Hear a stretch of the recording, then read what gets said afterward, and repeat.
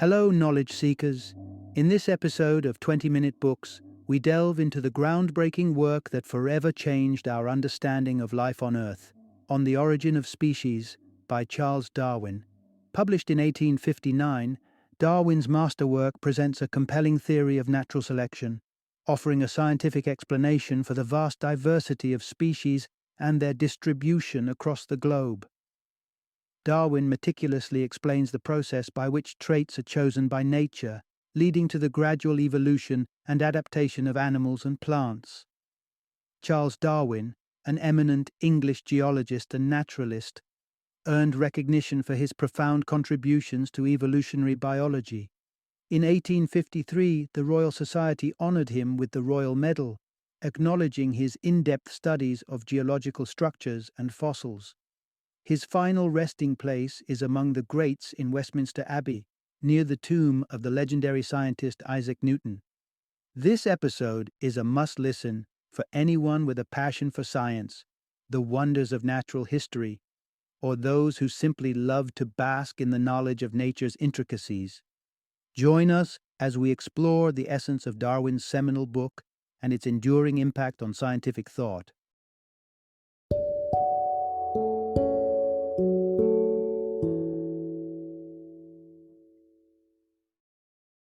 On the Origin of Species, by means of natural selection, or the preservation of favored races in the struggle for life.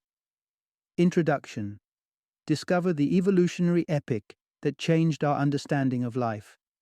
Imagine a book so impactful that it alters the course of science, shifts our understanding of the natural world, and continues to influence modern thought over a century and a half after its publication.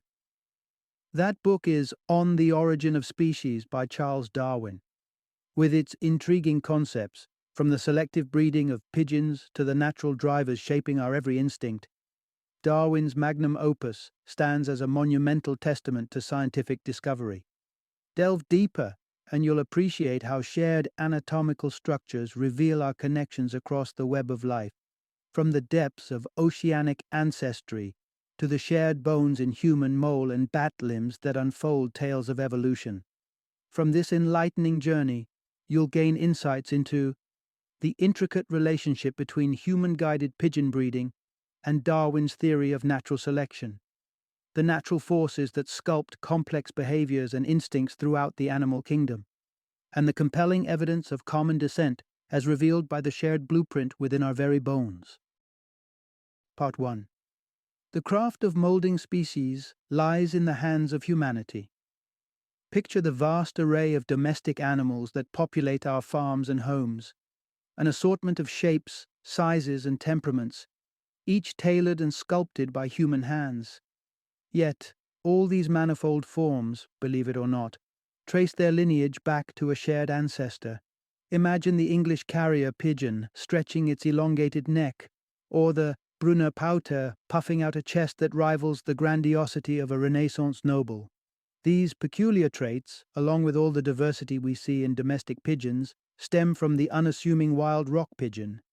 Humanity entered the scene in this grand genetic theater during the late Pleistocene, and ever since we've been the directors of an ongoing evolutionary play. Over time, our skills in this art of selection have only sharpened. Take, for instance, the acclaimed pigeon breeder, Sir John Sebright. His expertise was so refined that he claimed he could craft a pigeon's plumage to meet his aesthetic desire within a mere 3 years. A showcase of selection mastery. Let's peer into the mechanics of this process. Distinct breeds become known through their unique traits or variations. For instance, the pug with its compact, creased countenance. To engineer such a breeder would sift through a mix of pups, hand-picking those with notably short snouts to parent the next generation. The offspring, as inheritors of their parents' genes, would naturally display snouts of a shorter cut. The breeder then selects the shortest snouted young from this brood for further breeding. Through successive generations, the persistence of this practice would lead to the emergence of a breed characterized by their notably short snouts, the pugs we recognize today. Yet this controlled process represents only a fraction of the story. More often than not, Selection unfurls without intent, and the most profound breed transformations occur without our explicit designs. Envision a breeder with a preference for pigeons sporting larger tails. Unknown to him, his choices subtly influence the skeletal structure of these birds. Over many decades, this incidental selection gives rise to a pigeon breed that boasts a tail akin to the splendor of a peacock, the ornate fantail. With this revelation, we begin to understand the power of cumulative, often unintended, selection in sculpting the animal kingdom. Part 2. Imagine nature as the ultimate selector in the game of survival. Envision a world where nature itself acts as the tireless breeder, meticulously picking and choosing organisms endowed with favorable traits that allow them to thrive, reproduce, and pass on these genetic gifts to their progeny. Over untold generations, this incessant process, akin to an artist etching finer details into a masterpiece, has the power to craft not merely new varieties, but wholly distinct species. This concept, known as natural selection, paints a picture in which every species sharing a close kinship, that is, belonging to the same genus, shares a thread of descent from one common progenitor.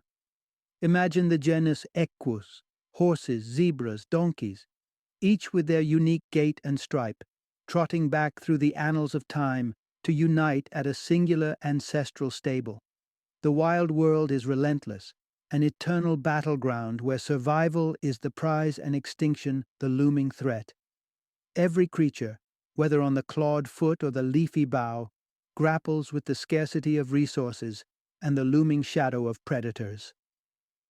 It's within this crucible that nature selects, ever so subtly but indomitably. The crux of survival may hinge on minuscule differences between creatures. Consider a flock of birds where one member boasts a marginally tougher beak than the rest. This small advantage could be the key to unlocking different sources of sustenance, such as burrowing under the bark of trees for insects, a veritable treasure trove inaccessible to its kin. The bird with the superior beak finds refuge from the fierce competition, living to see another day, and, crucially, to bear offspring. The chicks that inherit this sturdy beak are endowed with their parents' edge, better equipped to survive and pass on the trait. Over countless generations, this lineage could yield increasingly robust beaks, until one day the chirp of a woodpecker, the quintessential icon of avian carpentry, echoes through the forest, a testament to the transformative power of descent with modification. As Darwin's theory delineates, each successive generation births a spectrum of beaks, with the toughest amongst them thriving, the legacy of their strength etched into the fabric of their species. This intricate dance of life and legacy, orchestrated by the unseen hand of natural processes, forms the very foundation of the rich tapestry of life we witness today. Part 3. From the allure of courtship to the push for diversity. Evolution's intricate interplay. We've seen how nature can sculpt species through the weighty hand of natural selection, but the drama of life extends beyond mere survival. It also unfolds in the ritual of attraction. This is where sexual selection sweeps onto the evolutionary stage, adding yet another layer to the grand process. In the arenas of the animal kingdom, males often find themselves locked in the dual trials of direct competition and the discerning gaze of prospective mates. Females, acting as judges in this contest, set the standards that propagate across generations. Consider the striking saga of the turkey, those saggy neck appendages that we might find amusing, the wattles, are the result of countless generations of female turkeys favoring males with the most pronounced droops. The outcome? A lineage adorned with an ever-exaggerating ornament that has come to define the species. Yet the whims of attraction are but one piece in the puzzle. Diversity, the prodigious spread of life into every niche and corner of the world, is another potent engine of evolution. The simple law of numbers dictates that populations must either adapt or fade into obscurity as they vie for space and sustenance. Visualize the ancestral carnivorous quadruped, a pioneer species on the brink of an evolutionary odyssey. With their descendants propelled into disparate environments, some would adapt to the marshy embrace of rivers, forging the path towards what we now recognize as otters. Others, seeking refuge in the leafy canopy, would gradually evolve into the slow-moving arboreal sloths. These ventures into new territories and evolving forms are nature's way of ensuring that her living tapestry is ever expanding, becoming richer and more complex with each adaptive foray. But with each newly minted species, the stage is set for yet another drama. The competition for limited resources escalates. As we explore further, we'll delve into the consequences of such intense competition and the way it shapes the fate of life on Earth. Part 4: The Delicate Dance of Survival. How ecosystems maintain their fragile equilibrium. Imagine a world where each species is a masterful artist, painting its own survival against the canvas of nature. Yet, as natural selection weaves its intricate patterns, the truth emerges that not all can flourish. For ecosystems are bound by a delicate balance, a ceaseless tug-of-war that secures the equilibrium of life. Consider a single seedling yearning for the sun's embrace, but it finds itself engulfed in a verdant sea of competitors. There, amidst the battle for light and nourishment, many will wither, their potential choked out by those better suited to the microcosm of the forest floor. Or, picture a warren of rabbits, whose numbers surge like a wave across the meadow.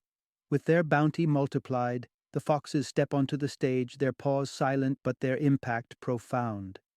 As the foxes feed, breed, and their cubs learn the hunt, the rabbit's tidal surge recedes, regulated by tooth and claw. This intricate ballet of life unfolds in every eco-niche, from the dense jungles where insects hum to the vast plains where herbivores roam. Every element in nature's mosaic, from climate to disease, plays its part in the grand measure of survival. A whisper of change, a flutter in the balance, and destinies can shift between triumph and oblivion. To grasp these complexities, imagine life's grand narrative as an eternal arboreal tapestry, its branches and twigs the lineages of species. Each twig strains towards the sun, striving and competing for a foothold in existence. As they diverge and multiply, they weave a living thicket, an ever-expanding genealogy of life. Should a twig endure the rivalry to solidify into a branch, it will sprout its own offshoots, perpetuating the cycle of diversification and struggle. But not all will thrive. Some twigs meet their demise, their branches barren, a silent testament to life's tireless selection. With the passage of epochs, from this arborescent chronicle arise the majestic boughs, the ancestors of the very species we know today. It is through this exquisite tension of life and death, growth and decay, that the immense and venerable tree of life has flourished, casting the shadow of our present world beneath its expansive canopy. Part 5. Diverse traits emerge from a medley of environmental and genetic influences. The natural world is a treasure trove of diversity, brimming with organisms that boast features as varied as the landscapes they inhabit. From towering giraffes with their sky-brushing necks to the delicate fins of tropical fish, nature's hand yields an endless array of variation. But what gives rise to this rich pageantry of life? Environmental factors play a significant role in nudging variations along paths that spell success or doom in the survival lottery. Think of the mammoth with its shaggy coat, thriving in the frosty expanses of ancient Africa during the Ice Age. As the climate shed its icy cloak and warmth seeped into the continent, the mammoth's woolly attire became a cumbersome burden. Natural selection favored the sleeker, cooler coat, and over time the mammoth evolved, trimming down its pelt to become the more svelte southern mammoth. There's also the phenomenon of disuse that molds living forms. Imagine the progenitors of ostriches, drawn to environments where speed and powerful legs offered better defense than short bursts of flight. The wings fell into disuse, the legs grew robust, and the evolution of the ostrich marched on, literally. Reproduction itself scatters the seeds of variation. Organisms are most malleable in their beginnings, a seed, an embryo, a larva, where a ripple of change in one aspect can reverberate throughout the developing form. Case in point, armadillos, with their peculiar armored exteriors, also possess an odd dental arrangement, showcasing the correlation of growth, a recognized law where traits appear in concert. Moreover, echoes of a shared heritage can be gleaned in the subtle markings across closely allied species. Horses, donkeys, and zebras bear the ancestral whispers of stripes. This pattern speaks volumes of common ancestries. The theory of descent with modification suggests that a time existed when their common ancestors flaunted a striped pattern much more extensively than seen in today's horses or donkeys, a legacy zealously retained by zebras. A creationist view stumbles when attempting to rationalize such shared traits. If species were static, unchanged since their inception, then why do we see these vestiges of stripes shared across disparate equine species? Why would such features persist and resonate across these lineages, unless they share a common brushstroke on the tapestry of evolution? Part 6. The triumphs and trials of evolution's evidences stand strong in the face of skepticism. As with any monumental theory that dares to redefine our understanding of the world, descent with modification, otherwise known as Darwin's theory of evolution, has invited scrutiny and skepticism. Critics question the apparent absence of transitional species and the emergence of complex structures, challenges that Darwin himself anticipated and addressed with compelling clarity. One prevailing doubt concerns the scarcity of intermediate forms, the missing links, so to speak, between ancient ancestors and their modern descendants. Such skepticism betrays a misunderstanding of evolution's tempo and mortality. The pulse of natural selection beats slowly, unveiling only a select handful of species in each epoch and region. Further, transitional species are often supplanted by their more perfectly adapted offspring, leading to their ultimate extinction.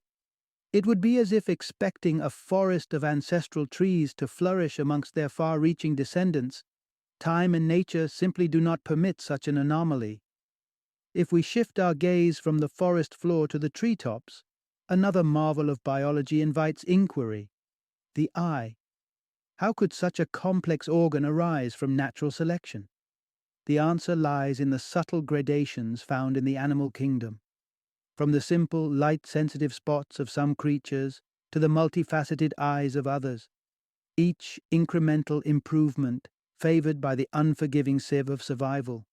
The unfolding wings of evolution give flight to another example: the bat. To envision its ancestral pilgrimage from land to air, one must consider the incremental transitions between today's squirrels, the gliding lemur with its expansive patagium, and finally the winged acrobatics of bats. Each evolutionary step, an embodiment of function and adaptability, is etched into the very sinews and bones of these creatures. Moreover, evolution elucidates the relics of organelles that have outlived their urgency. Take the giraffe's sentinel-like tail, a curious appendage that swats at flies with apparent triviality. But cast an eye back through the corridors of time, and we find the ancestors of the giraffe in an era when such pests were potentially deadly, and the value of a tail for swatting could spell the difference between life and death. The modern giraffe, a behemoth of the savannas, inherits this vestigial tool, an echo of a past where each flick was a stroke for survival.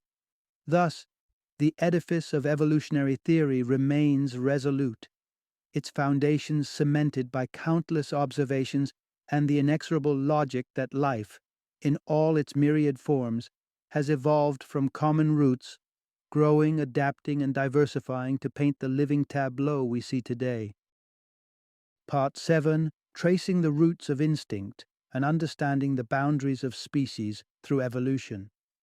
The theory of descent with modification not only weaves an elaborate account of species divergence, but also casts light on the more enigmatic facets of natural history, such as the genesis of instincts and the perplexing outcomes of crossbreeding.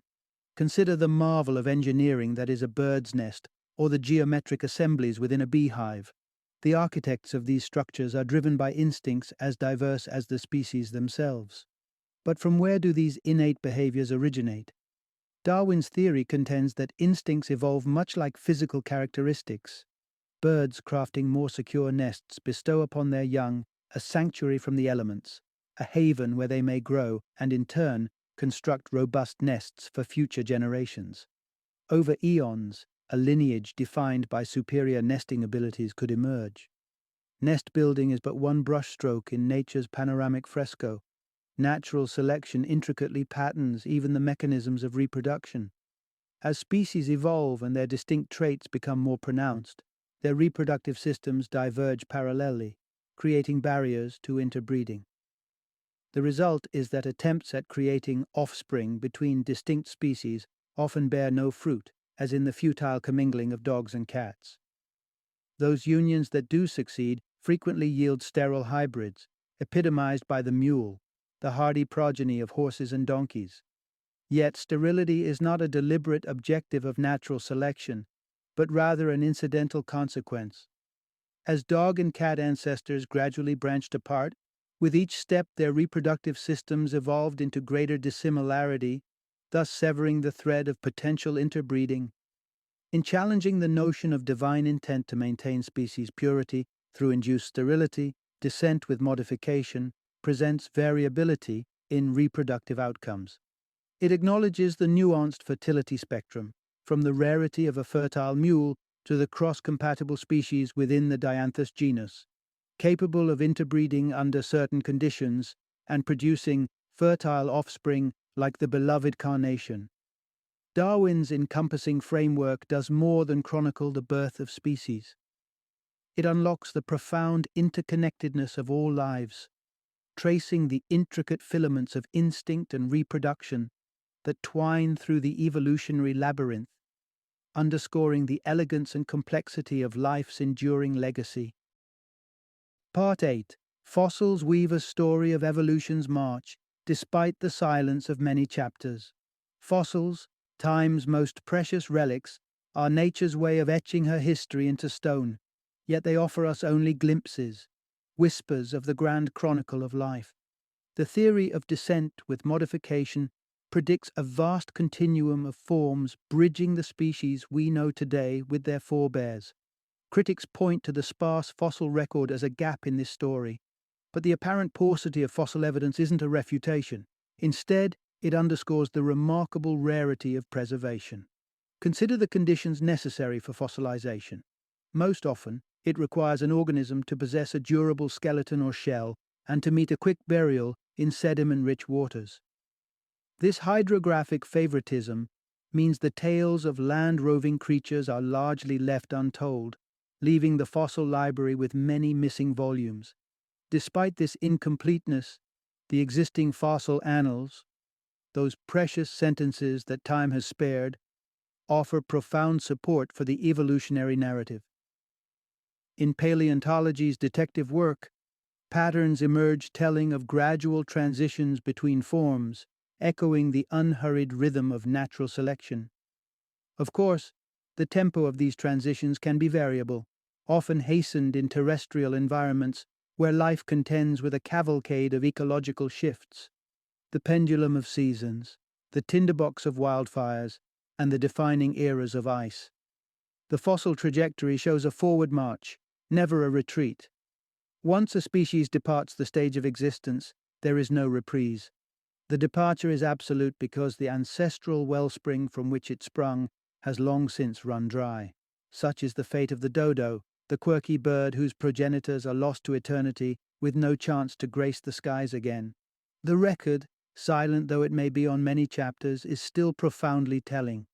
Fossils offer a deep-time perspective, a testament to the constant flux of life, an affirmation of the inexorable dance of adaptation and extinction that Darwin envisaged in his theory. The echoes of vanished species chiseled into rock resonate with the legacy of evolution, a testament to the ceaseless branching journey from life's dawn to the present day. Part 9. Unlocking the secrets behind nature's intricate patterns of geographic diversity. As you traverse the globe from one region to another, You're greeted by the ambience of unique landscapes accompanied by the exclusive symphonies of local wildlife. The striking distinctions in flora and fauna across continents and islands beckon the question: what orchestrates these varied biological compositions? The geographic distribution of species isn't random, but follows a trio of fundamental principles. Firstly, even when two regions share mirror-like environments, their inhabitants can be completely unrelated. You won't find the emu of Australia strutting amidst the South American foliage, despite the comparable climates. Secondly, insurmountable barriers. Oceans, mountain ranges, vast deserts act as boundaries between biospheres, each cradling distinct life forms.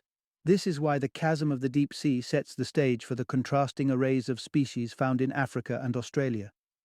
Yet where land bridges span, as between Central and South America, the tapestry of life reflects a closer kinship. The third pattern shows that creatures sharing a continent will bear a family resemblance, no matter how slight.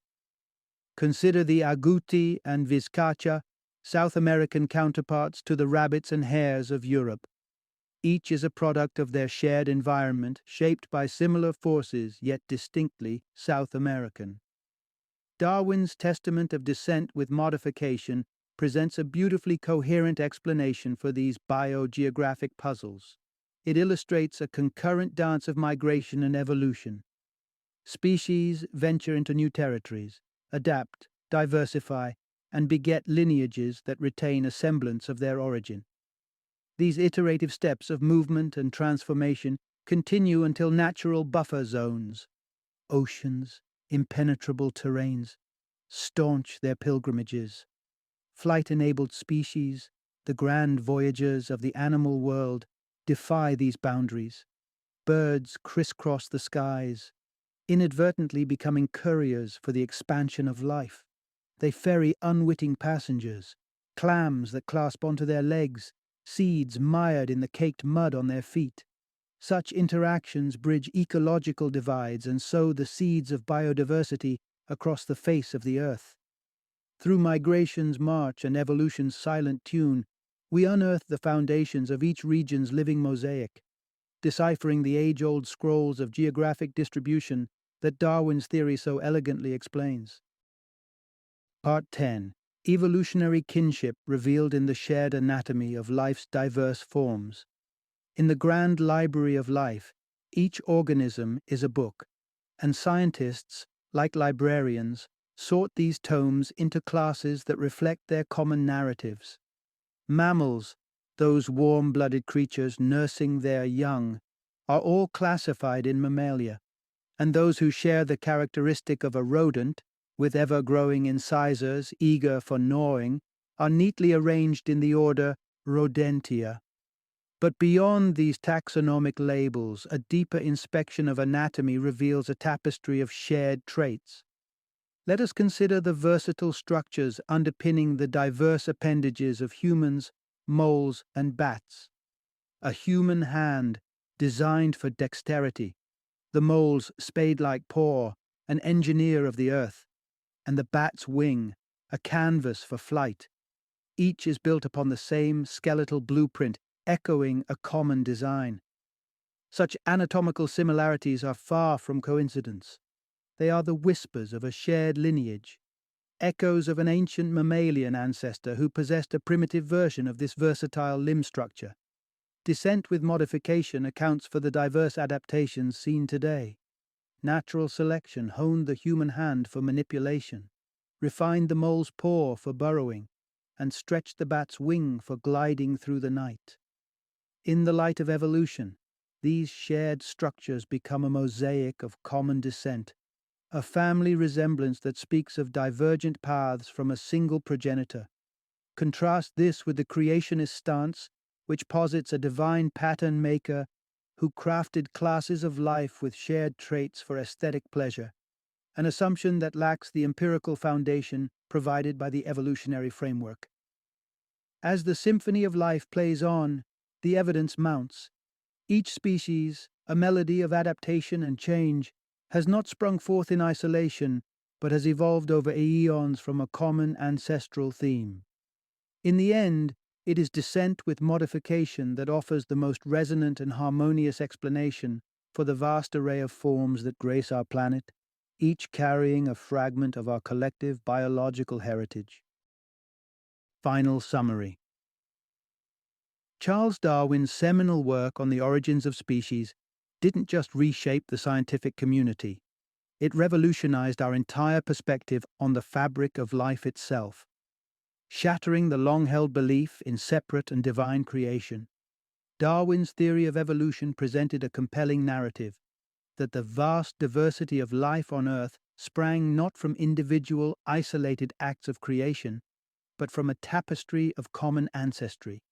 With meticulous observation and profound insight, Darwin proposed that through the slow but unyielding process of natural selection, species adapted, diverged, and flourished from primordial predecessors. His legacy lies in the intricate details of our bones and the shared instincts across species, all telling a story of connection and change. Ultimately, Darwin's work invites us to witness the grandeur of evolution, an ongoing saga of descent with modification, painting the dynamic and interconnected panorama of life.